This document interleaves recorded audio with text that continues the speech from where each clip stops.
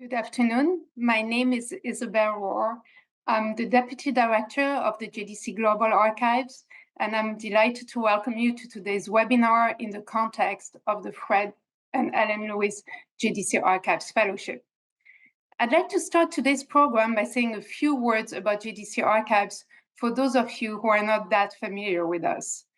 JDC Archives holds the records of the American Jewish Joint Distribution Committee, also known as JDC or the Joint, since the organization was founded over 100 years ago. Our records are used by researchers from around the world, as well as filmmakers, journalists, for their research. We also offer fellowships to researchers who want to conduct research in our archives. One of those fellowships is the Fred and Ellen Lewis JDC Archives Fellowship. It was established in 2012 in honor of Ellen Lewis. Ellen Lewis was a German Jewish refugee who worked for JDC both in Shanghai and in New York. Our speaker today, who I'm delighted to welcome, Julie Dawson, is the recipient of the Fred and Ellen Lewis JDC Archives for 2023. Julie is a doctoral candidate at the Institute for Contemporary History of the University of Vienna. Her dissertation examines post-war Jewish life in Romania through the lens of recently found German diaries of a Transnistrian survivor. And her presentation today is based on that research. Julie has worked extensively in and with Romanian archival repositories.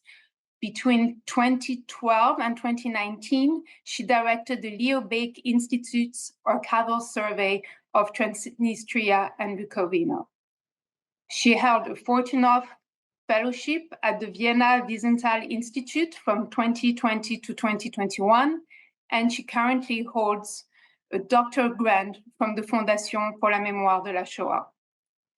Julie is co-editor of Precarious Archives, Precarious Voices, Expanding Jewish Narratives from the Margins, and she has also published in different academic journals, including European Holocaust Studies. The title of Julie's lecture today is Uncertainty is a Torture Impossible to Bear for Long, Examining Jewish Life in Post-War Romania.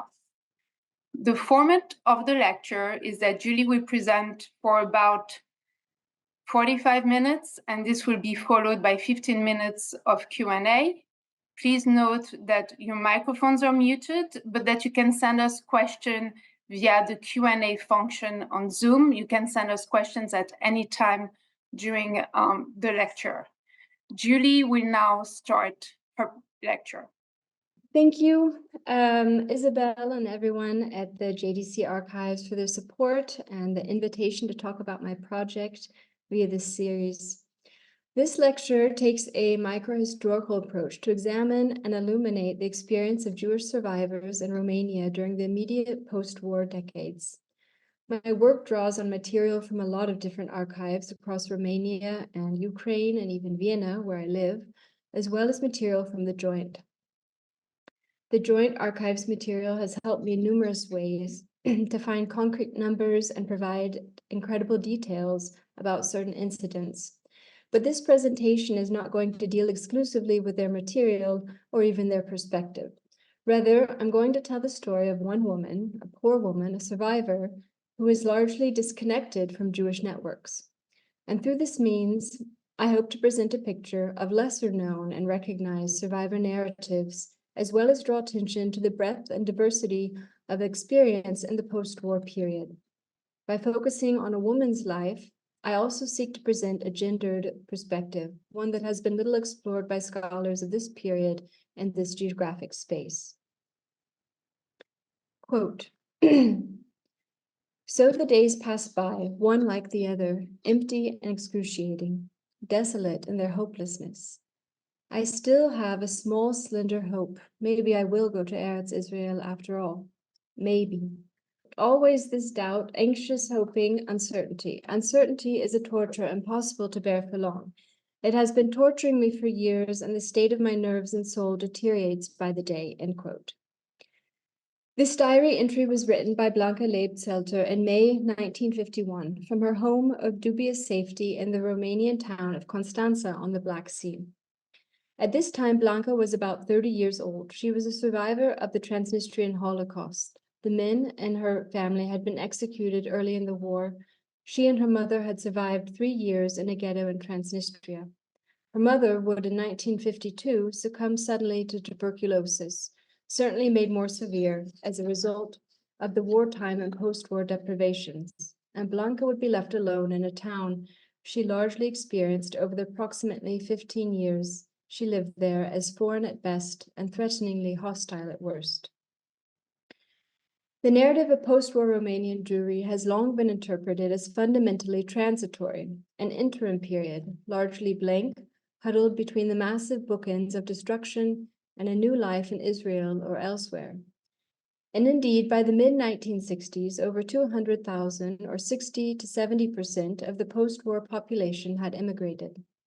Yet by looking at this period through the lens of a paranoid reading, that is, knowing as we do what was to come, by interpreting these 15 to 20 years between the end of the war and the conclusion of a critical mass of immigration as a momentary state, we neglect the lives and experiences of those for whom that period was indefinite.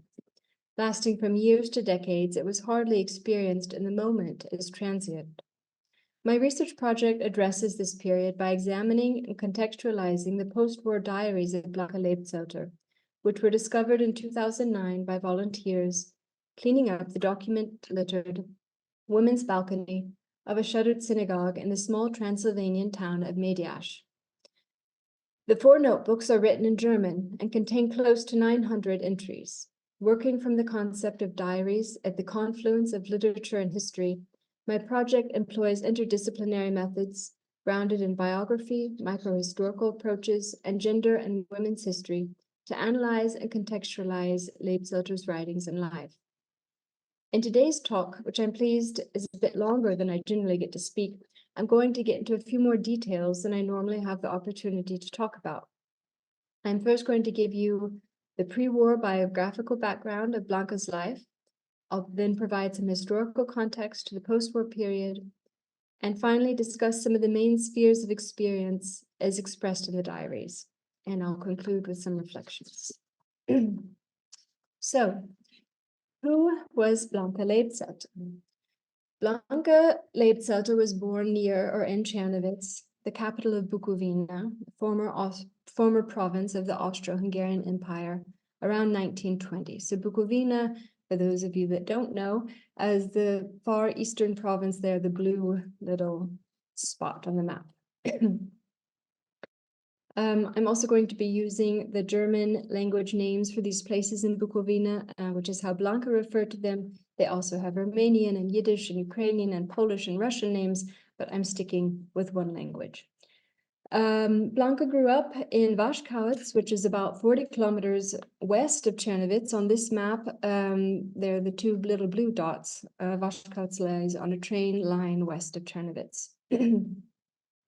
Her father, Josef Leibzelter, was a civil servant during the Austro-Hungarian period, as well as the interwar Romanian period, fulfilling official clerical duties in several Bukovina villages and towns. Her mother, Anna, came from an established middle-class family in Czernowitz. Her family overlapped with the social circles of Paul Anschel, that is, later Paul Celan or Celan. In fact, Leibzelter's first cousin, Gustav Homed, who was her age, was close boyhood friends with Anschel. In their post-war correspondence, which has been published, the two wrote nostalgically of Gustav's home in the Topfgasse, that is the home of Blanca's mother, Anna, and even the site of her parents' wedding in 1911. The Leibzelter family were assimilated, German-speaking Central European Jews. Blanca's older brother, Bruno, graduated with distinction in architecture. Her fiancé, Walter, had studied medicine in Prague. At the start of the war, her father had recently retired as secretary of the Waszkowicz town hall. The family lived in a home with a garden full of fruit trees in the riverside town of Waszkowicz, a short train ride from Czernowitz. When the war broke out, Leitzetter was about 20 and well educated, speaking besides her German mother tongue, Romanian, Russian, and English. She probably understood Yiddish and Ukrainian, and most likely she also spoke French. She had a deep appreciation for theater, literature, and the arts. In the summer of 1941, after the Barbarossa operation began, the Romanian army invaded northern Bukovina, which had been occupied by the Soviet Union the previous year. During the first few weeks of July 1941, pogroms were carried out in countless villages in the border region. Perpetrators included Romanian soldiers, Ukrainian or Romanian peasants, as well as a German Einsatztruppe. In Leitzelter's home of Vaschkauts, the Jews were pulled from their homes and gathered at the gendarmerie. A group of prominent men was selected for execution and marched to a low hillside outside the town and shot.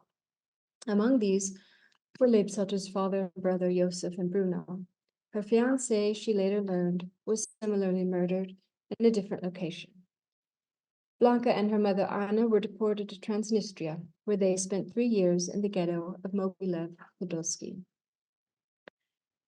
Transnistria literally means beyond the Dniester River, was an arbitrarily created territory between the Dniester or the Dniester and the southern Bug rivers, ceded by the Germans to Romania in the summer of 1941. The region had belonged to the Ukrainian Soviet Socialist Republic, but had not existed as a unified territory as such. The space became a dumping ground of sorts for Jews deported by the Romanians from Bessarabia, Bukovina, and Dorhoi. Herded into hundreds of makeshift camps, which could denote anything from abandoned or occupied homes to shacks, shelters intended for animals, or empty terrain surrounded by fencing. Thousands would perish here from starvation, disease, and exposure. What has come to be known as the Romanian Holocaust or the Transnistrian Holocaust saw the deaths of between 250 and 300,000 Jews at the hands of the Romanian state. In her post-war diaries, Blanca almost never refers to these years and the associated privations, and she provides no details of how she and her mother survived. As women without a male guardian, their survival chances were particularly low.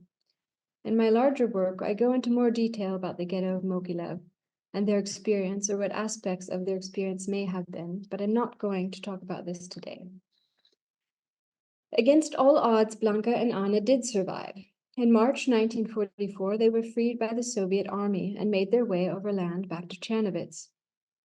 Regarding this homecoming, Leibzelter wrote, quote, "The hour arrived when we saw appear in the distance the towers of the Chernovitz Archbishop's residence. I gazed spellbound upon these towers and listened inside for an echo of joy, but there was nothing of the kind. I sensed only my raw, sore heart and worries about the future," end quote. At some point, apparently, the women even made their way back to Vaschkauts. In August of 1944, Anna made a formal statement to the Soviet authorities regarding property and belongings that had been stolen. She named the Romanian mayor, a man who had been her husband's colleague for years, as the instigator of this crime. The women did not remain in Vaschkauts, nor did they stay in Chernovitz, where they also had no surviving family members. Blanca explained the motives for their subsequent departure. Quote, "We felt poorly in the old home, upon the ruins of our lives, plagued day and night by the most horrid memories, and amongst those who were not innocent in our tragedy." In 1955 or 45, Romania's fate did not seem sealed, whereas Chernovitz and the rest of northern Bukovina was certainly in the process of being formally annexed to the Ukrainian SSR. Along with thousands of other Bukovina Jews, Anna and Blanca were given the choice to stay in Chernovitz or cross the border to Romania, which since August 1944 was once more a partial monarchy and no longer allied to Germany. As citizens of interwar Romania, they were permitted this choice, but only within a certain time period. They decided to leave Bukovina and made their way with thousands of others across the newly established border, separating the north from the south. They crossed the border at Siret on March 26, 1946. On the Romanian side, the women were given a modest sum of money by the Joint Distribution Committee, which was desperately trying to meet the needs of tens of thousands of displaced persons, or repatriates, as they were called, within the Romanian system. Sometimes entire communities relocated together, but a degree of agency seemed also to exist, probably due to the sheer chaos of thousands crossing at the border over a matter of days. For a variety of reasons, which Blanca never made entirely clear, she chose Constanța as their new home. The fact that the town was a port city and well known for its ships departing or possibly departing towards Palestine may seem to indicate that their thoughts, whether consciously or not, tended towards Aleao. Blanca herself, however, denied this. In a 1955 letter to her dead brother, she explained that she chose the city due to a romantic vision of living by the sea and the hope that it might offer a cosmopolitan experience. Quote, I chose this city for a new home, but my choice was not exactly well made. I did not know about the unfavorable climate and several other drawbacks. I thought of the sea, the harbor, and that it must be a large, interesting city, end quote. The women presumably arrived sometime in 1946. The diaries begin in January of 1948, and until 1961, when she finally received her longed-for exit visa, Leibzelter kept record of her daily life, her struggle with loneliness, her mother's eventual death from tuberculosis, and always a penetrating grief. When Blanca left in 1961, she passed the diaries to her cousin, Babetta Homed, Gustav's sister, who had also come across the border in 1946 and settled in Mediaș, southern Transylvania. The last recorded words are, quote, I am very exhausted. The moment approaches to leave the old home and seek a new one. What shall I find? One is not allowed to bring diaries. I could not bring myself to destroy them. I am entrusting them to someone for safekeeping. Will they ever find their way back to me? End quote. In 2009, I found the diaries in the course of a cleanup of the women's balcony of the synagogue in Mediaș, where Leibzelter's cousin had remained almost until her death in the late 1980s.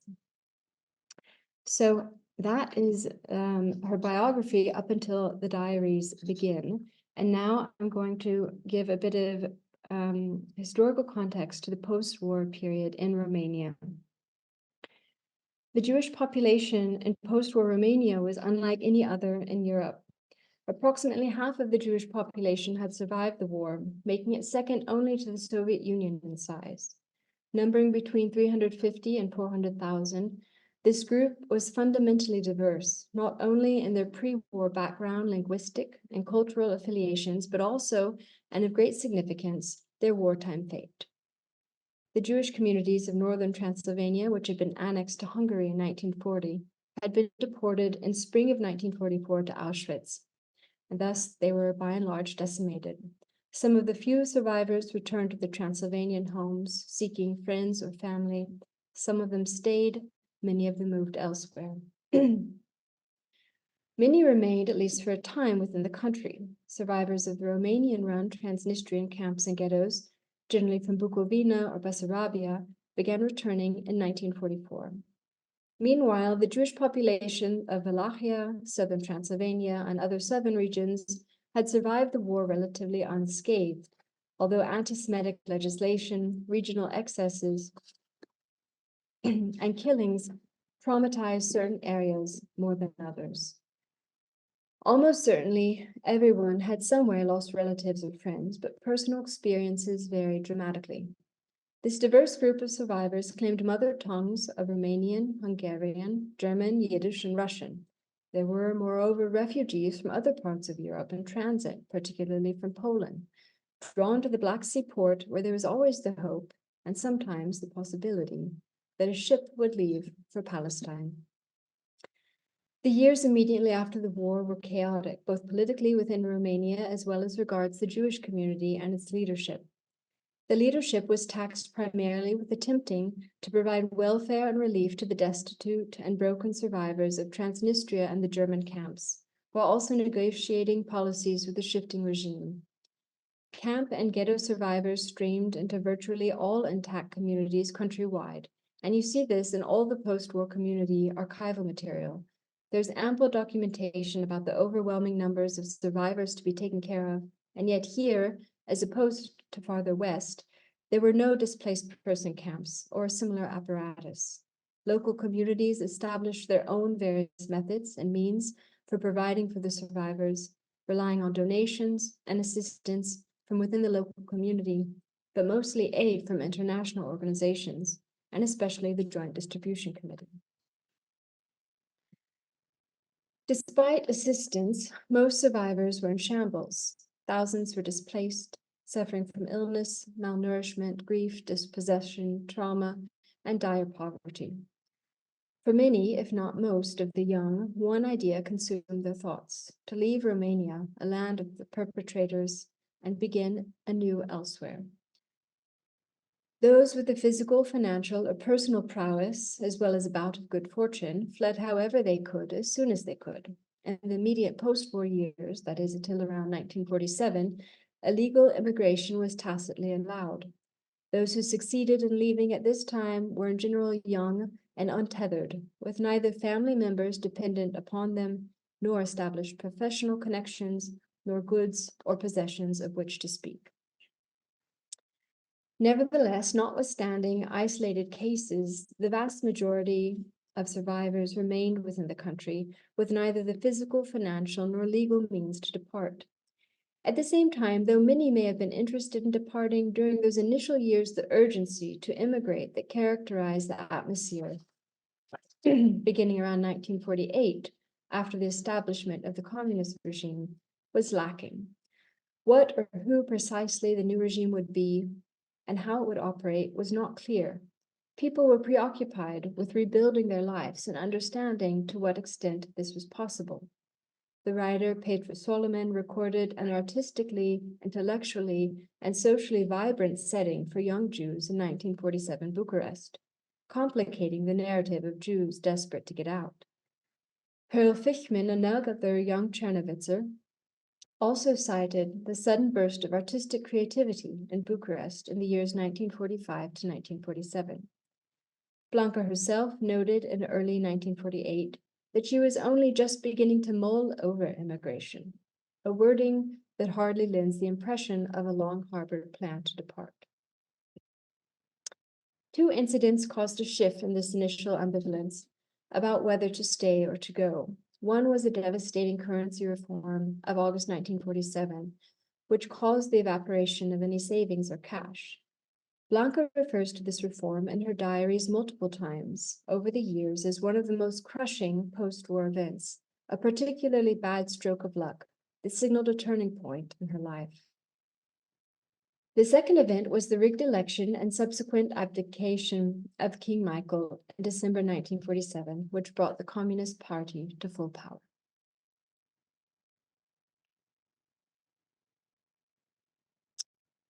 So, providing a desperate outlet for the post-war frustrations and aspirations of the Jewish youth were numerous Zionist organizations active in every part of the country.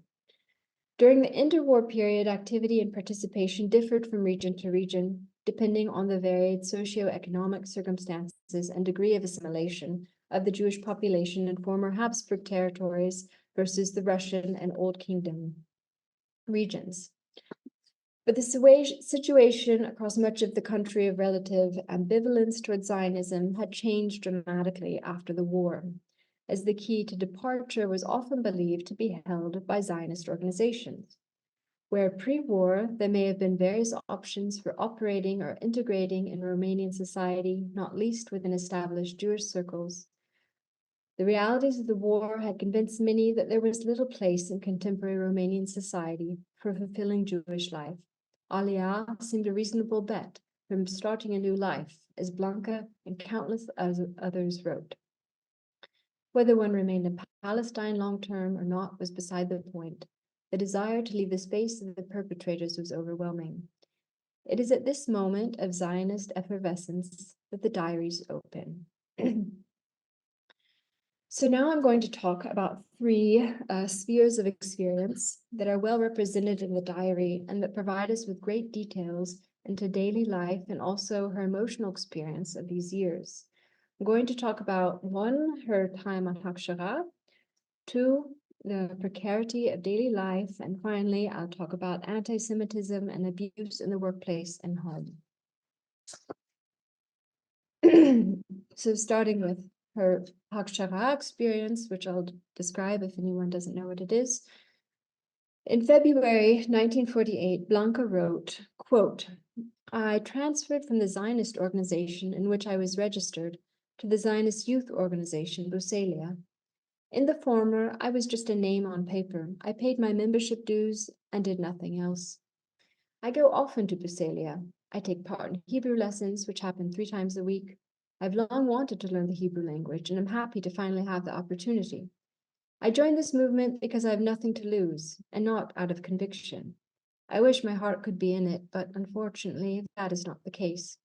Soon I could have responsibilities. One can sit me on Hakshara for a short or long period, and inside I waver and go back and forth. The events of 1948, the first year recorded by Leibzelter, stand out from the following years by way of numerous factors. Most noticeably, she actively participates in a community structure, namely the Zionist youth organization, Busalia. This is the only year that she regularly engaged with the Constanza Jewish community or Jews in Constanza in general. On a day-to-day level, her responsibilities were far less than it was to come. She did not yet feel the weight of being the sole financial provider for her mother and herself for the indefinite future. The emotional tone in which she narrated this year indicated a certain ambivalence to the group in which she was participating and its members, to the project on which she was embarking, a possible immigration, to her theoretical duties vis-a-vis Busalia, about which she was apprehensive.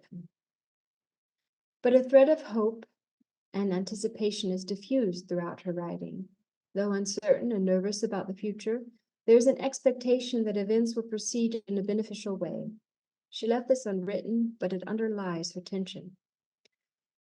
Her political ambivalence shifted as she became socially involved in Busalia and began to mobilize her thoughts regarding Palestine. Her determination and sense of community and identity grew. No amount, however, of determination allowed one to simply depart. Besides the formal legal conditions regulating immigration, the Zionist organizations themselves erected a number of hurdles which they insisted must be crossed in order for them to approve individuals for Aliyah. Today, we know that the ability to grant Aliyah was not in the hands of these organizations in any case. It is difficult or impossible to understand if at the time they genuinely believed that their lists would count for something in the eyes of the Romanian authorities, which in the end, for the most part, they did not. Whatever their motivation, they were persuasive, and Blanca was confronted with the mandate of going on Hakshara. Now, these Haksharot were training centers or vocational training camps. They were generally farms or factories, and by 1948, they had been established across the country. In Germany, Austria, and Italy, Haksharot had also been established after the war by and for displaced persons. These sites have been written about by scholars and lauded as locations of social and physical rehabilitation and training, where participants were able to positively assert themselves and their will, to mark out lives contrasting not only with those of the concentration camps, but also the DP camps. In Romania, however, the contrasting wartime experience, precarious political post-war reality, and the divergent social structures called these positive features into question.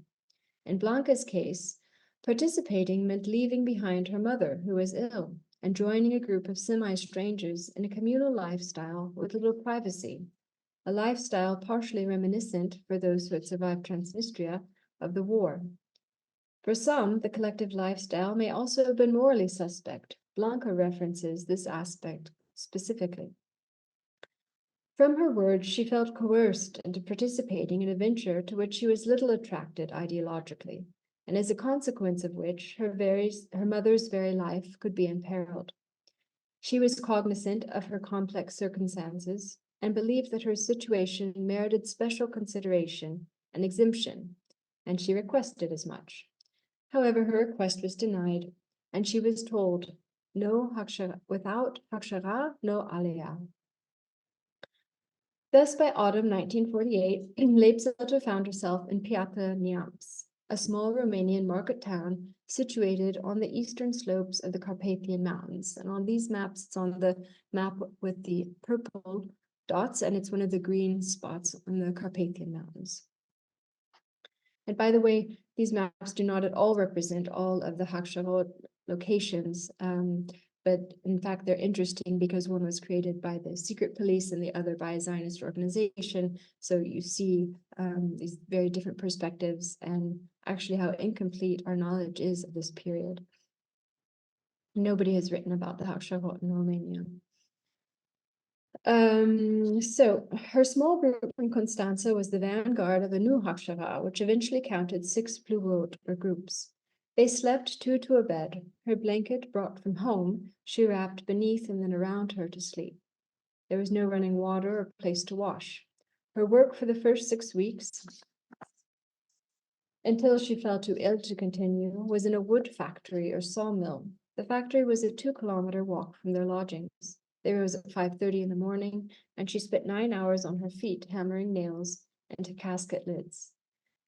Evenings were occupied with meetings, and they went to sleep after midnight. About 2 weeks after her arrival, she wrote, quote, "A few words about our group. At the moment, we are 30-something Havarim. Most are nice, young people. We have 6 rooms and a kitchen.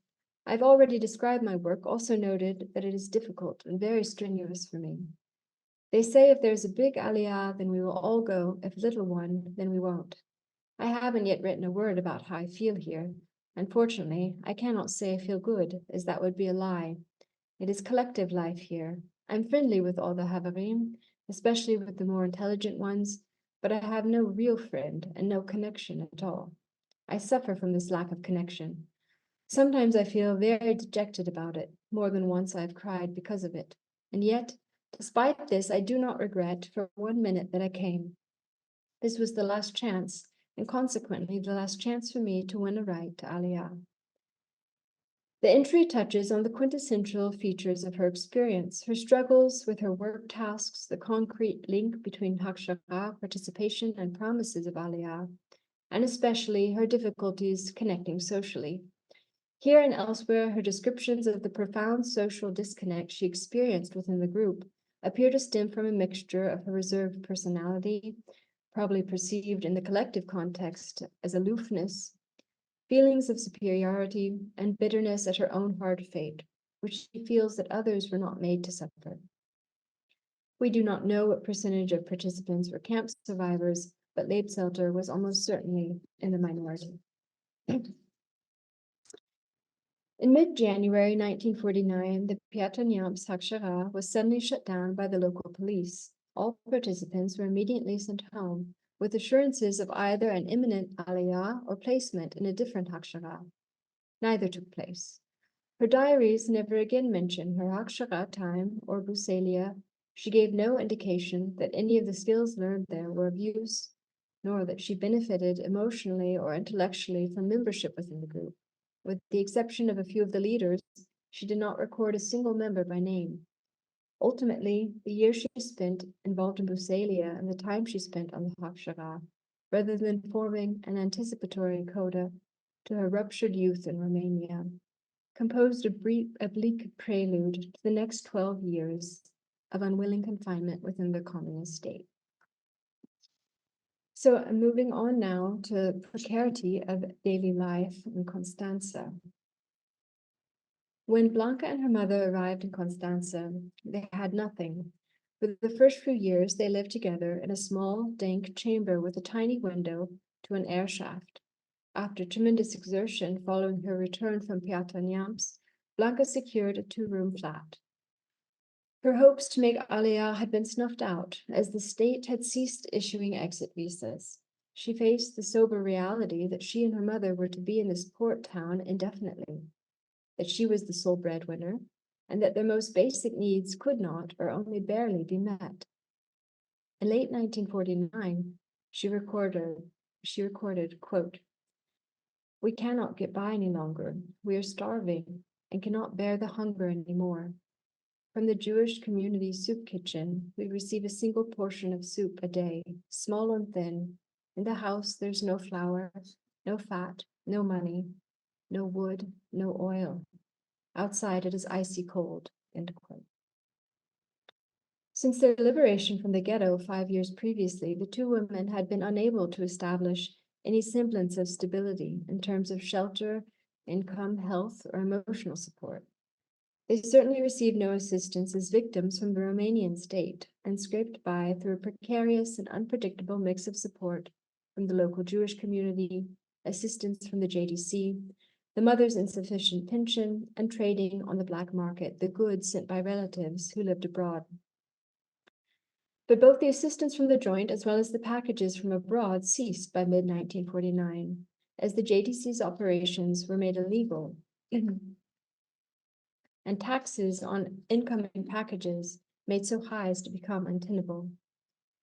If at the time Blanca's energies were entirely absorbed with securing employment and surviving day to day, years later she reflected on the lack of acknowledgement or help in terms of tangible assistance by the Romanian state of their status.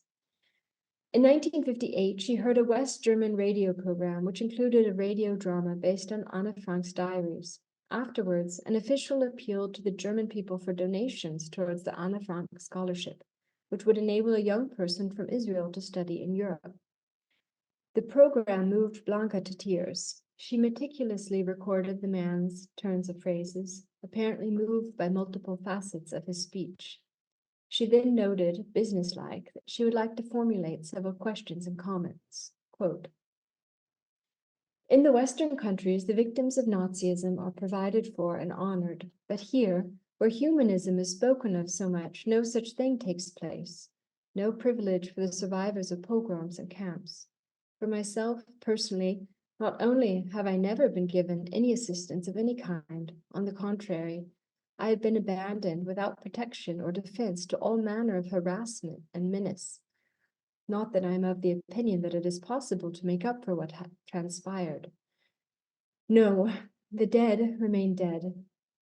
I am simply of the opinion that in this country, one could behave differently towards the victims of the fascist rule, that dark age of mass murder of innocent people.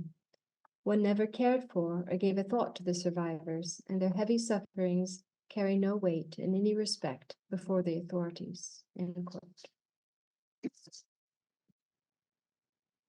Blanca did eventually find work, though she was laid off several times, and she remained terrified of literal starvation or being thrown onto the street. Now I'm moving on to anti-Semitism in the workplace and abuse in her home. So still by 1953, she was working for a beauty care cooperative, Hygiena. She worked in bookkeeping, an area in which she was never formally trained, but was apparently deft enough to quickly grasp, though the work never gave her satisfaction. Almost immediately, however, Blanca noted a distressing development. Quote, "Barely was I done with my reporting tasks and thought I could breathe more freely for a while, when a new trouble arrived. This trouble is caused by a woman who works in the same office as I. Recently, she made fascist anti-Semitic remarks. I called her attention to her error with a few words, and since then I have not spoken to her. For me, the matter was over, but not for her. She's making malicious insinuations about me, agitating amongst the other employees against me, and leading a systematic muckraking campaign. I feel very poorly in this newly created situation. Yesterday, I went to the head of personnel and poured out my heart. She seemed to understand me and to stand by me, but who knows whether she will not let herself be influenced otherwise." End quote. Over the next few years, her experience at work varied, depending greatly on whether her immediate superior was sympathetic or simply in the office. At times, she referenced the anti-Semitic colleague in passing. But by 1958, things had taken a turn for the worse. Her workload increased inexplicably. A new boss arrived. The woman with whom she'd repeated anti-Semitic laced altercations continued to work against her. Many of this woman's most odious tasks were reassigned to Blanca. Finally, at the end of 1958, Blanca submitted a request of demission, asking to be reassigned as a cashier in one of the cooperative shops. This step reveals how unbearable her situation had become. Back in 1953, while working at a different cooperative, she refused to be assigned a cashier position, remarking that she, quote, had no intention of degrading herself. You see her class here as well. When the reassignment was approved, she noted that the much smaller salary was one from which she could barely live, and yet she had no regret. Quote, but I had to do what I did. I was driven into this position by miscreants, people who possess no principles of humanity and honor. With the departure of the former head bookkeeper, the only dam in this polluted sea was removed. I was overcome and thrown to the ground. Now they are crowing over there. Hygiena is now Judenrein, end quote. Blanca also experienced abuse at the hands of her neighbors within her own home. That space, which is traditionally considered to be a sphere of peace, privacy, and refuge, and it is perhaps this violation that over time was most devastating to her mental and physical well-being. Besides more common complaints such as noise-making and filth, Blanca was subjected to regular verbal, emotional, and even physical abuse. In 1957, she was struck in the face in her home. Quote, I had barely entered my room, and without knowing how such a thing could happen, the creature rushed in behind me and struck me in the face. When I screamed and called him a criminal, he again lunged at me and twisted the fingers of my right hand. This hurt so terribly that I thought the thumb and pointer finger were broken. Such a thing happened to me. From this agitation, I felt very ill. I could not sleep all night. More than anything, I'm tormented with disgust and rage that such a monster touched me. I did not leave my room all day, although I have no water. Both fingers hurt dreadfully. They are swollen and the thumb is blue. I wrote with effort. How should I bear my existence? Begin anything. End quote. To conclude, in this presentation, I cannot, of course, lay out all the biographical details of Blanca's life during the time recorded by the diaries and prior to that. I have emphasized here her marginalization in various contexts because I believe that these represent important aspects about which we know little. Yet I do not want her life to be diminished to one of exclusive victimhood. Each of the examples I gave above also demonstrate agency, whether when she ventures outside her comfort zone on Hakshara, her search and acquirement of employment, her refusal to work under demeaning conditions, or the very act of writing. She also turned down numerous marriage proposals suggested to her in Constanza. She reveled in attending events with foreign guests. She socialized one summer in a Bucharest park with a group of French students, kissing one of the women. She attended the theater, opera, and literature readings, wrote letters to prominent authors, wrote and submitted a screenplay to the State Film Company. She fostered intimate friendships with a chosen few. Despite these activities, her loneliness and grief never left her, nor did her frustration and desperation at being trapped in living conditions which she considered demeaning and degrading. Blanca's diaries contain a wealth of detail illuminating the minutiae of daily life for survivors in post-war Romania and limning the emotional experience of survivor isolation. Examining her writings using a microhistorical lens reveals, to quote Claire Zalk and Tal Brutman, quote, how reality was experienced at the individual level, end quote, allowing us as researchers to carve out, quote, compelling insights into the events that contemporaries faced in their day-to-day lives, end quote. Ultimately, a microhistorical analysis and close reading of Blanca's works underscores the long and enduring destructive reach of the Shoah into the lives of survivors, but also, I hope, returns agency and a voice to a woman dismissed by her contemporaries as voiceless. Thank you. Thank you so much for sharing with us, Julie, this extremely moving story. I will now open the floor to questions, and please remember that your microphones are turned off, and to send us your question via the Q&A function. And I will read the question to Julie, and we try to cover as many questions as possible, but we might not be able to cover all of them. So let me ask you some specific questions first.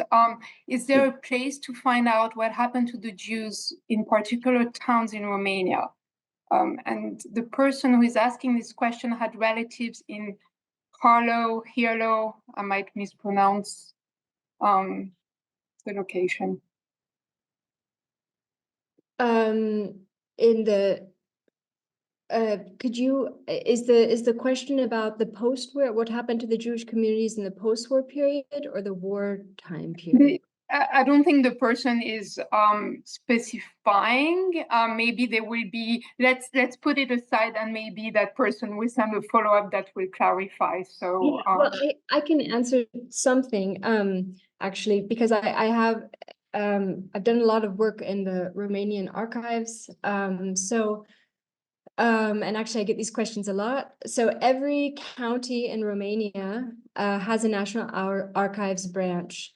And the Jewish communities, along with the, Orthodox, Romanian Orthodox or Protestant or Catholic, and Transylvania had a very diverse religious setup. So all of those communities kept their own records until around the interwar and post-war period. And those records are supposed to have been taken or were collected by the National Archives branches in the post-war period. So theoretically, all the Jewish communities' archives are at the National Archives branch of the respective county. Of course, in practice, this did not always happen.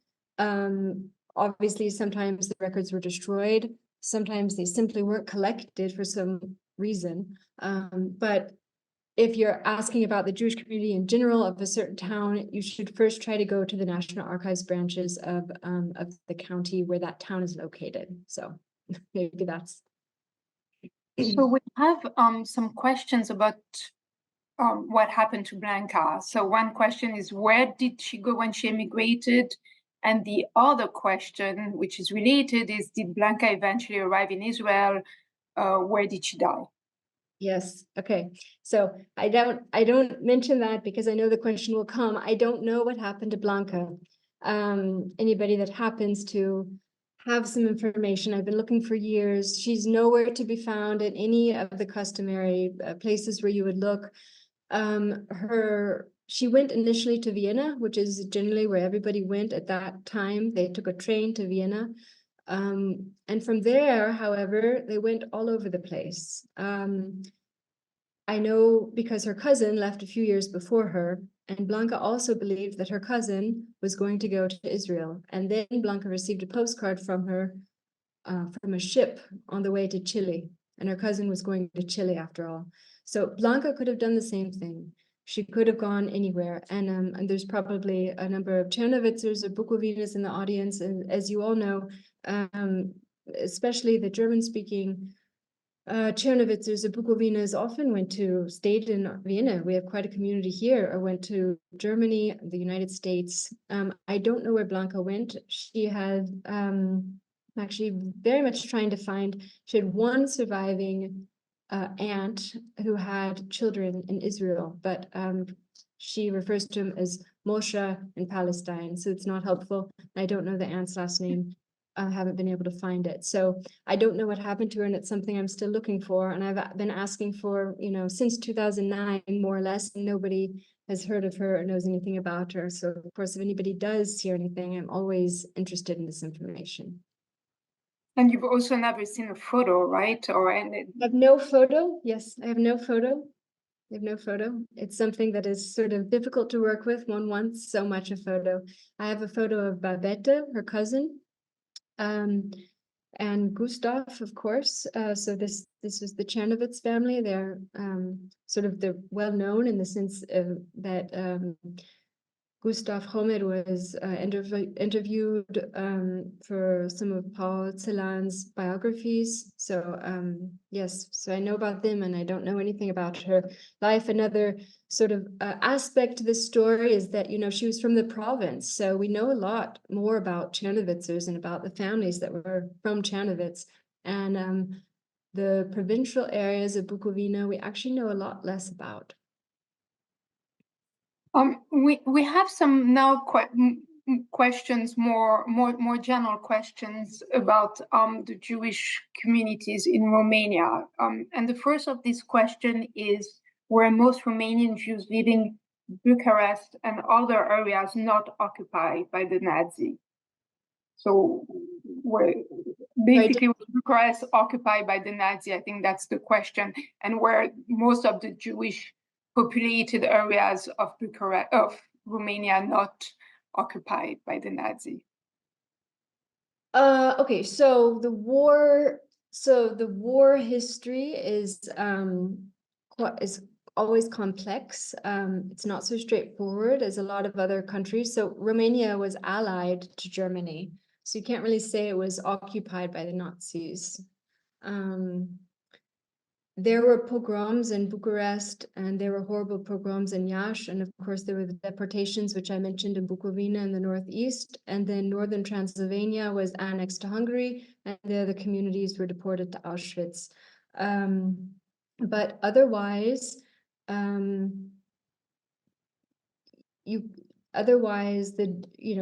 majority of the Jewish communities actually survived the war, which is why the post-war experience of the Jews there is so interesting, because there was such a large number, actually, and this has been really not studied up until the 60s, and even in the 70s there were communities there.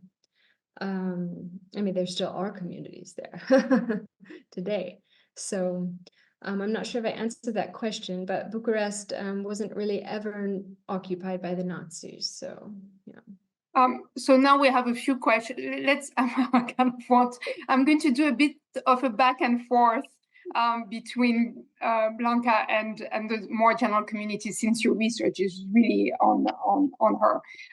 So one question, which is kind of, I'm going to ask a series of questions together, if that makes sense. One question is, where did you find Blanca's diary? And the other question, which is linked to that, is why were immigrants not allowed to take their diaries as they left Romania? Why do you think these documents were left in the woman's balcony in the synagogue? So that kind of answers the first question. And then the last question that, again, about Blanca, that I would like to ask you is, you emphasize the difficulties of Blanca's life, her isolation, and so on. At the end, you mentioned quickly that she had a few close friends, that she had marriage proposal, that she socialized with French people, and that she wrote and submitted a screenplay. To whom? I feel that these aspects speak to some strength that are important to understanding her. Can you expand on this? Thank you. So, Julie, maybe I did ask you too many questions at once, but yeah. So if we can start about finding the diary in on the balcony, and and then maybe to her personality. Yes, thank you. Okay, thank you very much for those questions. Yeah, so the diaries, so I actually found the diaries myself. I was living in a town next to Mediaș, and I had organized a cleanup of the women's balcony of the Mediaș synagogue, because the community archives were there. It was functioning as a kind of Geniza, actually. There's no more community there. And I don't need to get into details, but I came across it and found all these papers, but there was also a lot of trash there. And there was an NGO that was interested in trying to just, help the synagogue, the shul in general. And so the first step was to simply understand what was in the balcony, like what is valuable archival material and what is actually beer bottles and trash. So that was just a weekend of volunteers. And in the course of that, I found the first diary.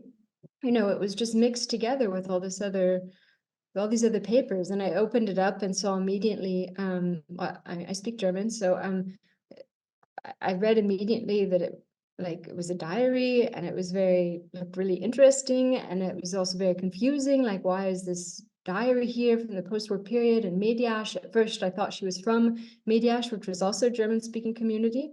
And then I realized she was writing Constanza. So what I talked about today is the result of years of research, actually, just piecing together why in the world these diaries ended up in Mediasch. I eventually realized that it was because they had been given to Babette Homed, but at the time, of course, I had no idea that Babette Homed was her first cousin. I found this out by, reading through the birth records of Czernowitz.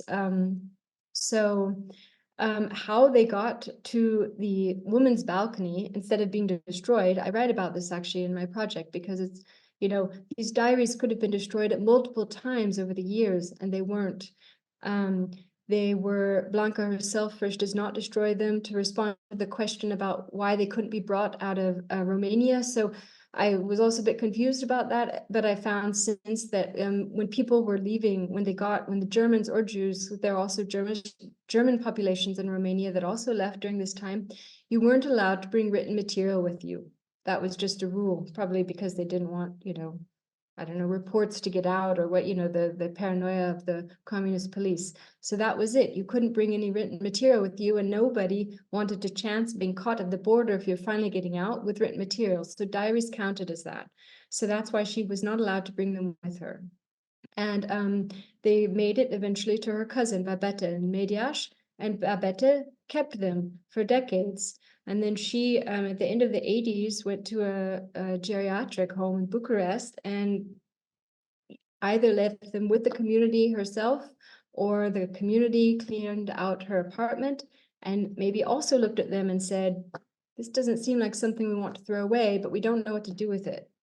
So they put it up in the women's balcony, where there's also the community archival material and hundreds of books and all sorts of things. So yeah, so that's how they were found. Blanca's personality, yes. Yes, in my project, I really try to talk about this, also her agency and her creative. She actually had a creative drive. I mean, even just the act of writing, and the fact that she wrote a screenplay, which is amazing. And I hope so much to find it, because I found the archive of that film studio, and they have the screenplays that people sent in, but hers is not there. But maybe they sent it back, and maybe they threw out ones. I'll never know, unfortunately. But almost no women submitted screenplays in 1956 to this film studio. I mean, it's really incredible and remarkable. And I think it just really demonstrates also, what her life could have been, or maybe also what her life was later. And she wanted to do these things. She wanted to write, and she wanted to participate. And these, as I said, the 1953 youth festival, Communist Youth Festival, she loved it. She went up to strangers and spoke to them, in French and wherever she met them, and spent time in the parks with them. I mean, this was the kind of life she wanted, but she was denied for 20 years at least. I like to imagine that maybe she was able to have some of that when she got out. You're muted. Following up on what you just said about the screenplay and the studio, someone is asking you if this is the Saya studio, Sahia? No, it's just called the Bucharest Film Studio. It was called yeah. And the same person is asking if you have plans to publish Blanca's diary. And we have actually a few questions about your publishing plans as well, if you're going to write an article or a book about this. So if you could share with us, Julie, please. So I have a few articles that actually I've published already. If you're interested in the Hakshara period, I have an article about that, which uses some of the information that I used here. but also goes into some more detail. That's in Quest. If anyone's interested, you can just send me an email. I'll send you the article. I published a chapter in a book, and I published a chapter about the ghetto of Mogilev, but not necessarily about Blanca's experience. I would very much like to publish what I'm writing about, but I'm not there yet. But I hope in a few years that I intend to. I would like to, yeah. So as far as the diaries themselves, so what I'm working on now is not, you know, it's like I have excerpts of the diaries, and then I contextualize excerpts of certain things. So a lot more than what I talked about today. But they're not the full diaries. It's not an annotated version of the diaries. So whether that would happen at some point in time, I'm not sure. That would depend on interest. To wait and see. And I'm going to ask you one last question that again is about Blanca herself. In terms of her identity, does Blanca see herself as a Romanian Jew? To what extent may she be writing with a sense of self-censorship? Thank you. Very good questions. This idea of a Romanian Jew is something I think a lot about, and I'm not sure how much I'm going to write about it. I think probably it came across a little bit in the talk that Jews in Romania in the post-war period and the interwar period was an incredibly diverse group of people. And I don't know if she would have really considered herself a Romanian Jew. I think in many ways she would have considered herself a German-speaking or Austrian, even Jew with Romanian citizenship. And I say this also because the more I've learned about her family, which I found became really necessary to understand her diaries, both sides of her family, her mother's side and her father's side, had very deep roots in Vienna. And it just makes me think even more about this, you know, her German language and Austrian cultural upbringing. And though she spoke Romanian and lived in Romanian society, I think that she may very well have felt much more acculturated with the Austrian culture. So people write about this, Bukovina Jews, and it's something I think a lot about, and no one's really written a lot about like what it means to be a Romanian Jew and if this exists as such. And yeah, it's a whole different topic, I would say. I hope I sort of answered that question. What was the other This one? was the last question. There are a few people who want your email address. I don't know if you shared it in your slides. Yeah. It sounds like so we can also Sorry, I just remember the second part was self-censorship. Oh yes, yes. To what extent may Right. she be writing with a sense of self-censorship?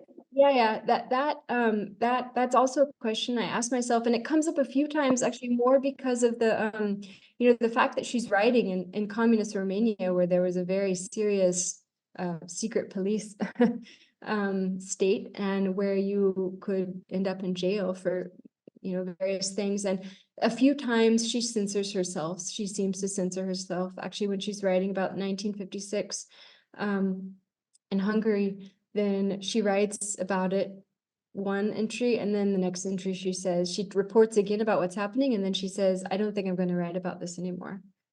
So a few times that happens. Other times I'm sort of shocked at what she writes, and wonder if she's completely naive, or if she really just, or also just thinks like, why would the state care about her? Which she does mention once she does get sort of harassed by the police for not having the right document, and she writes like, what could they possibly want with me? I live a quiet, withdrawn existence. I do nothing, you know. So yeah, that answers hopefully somewhat. I think you mentioned to me in another conversation that you looked at the archives of the secret police in Romania. Did you find anything about her? Did she have a file or no? No, she was not. one of the many who was just Right. No, she does not. I'm always wishing that I would find a file on her. I always ask again because sometimes they say that they put new files up, but no, I found no file on her or any of the people associated with her.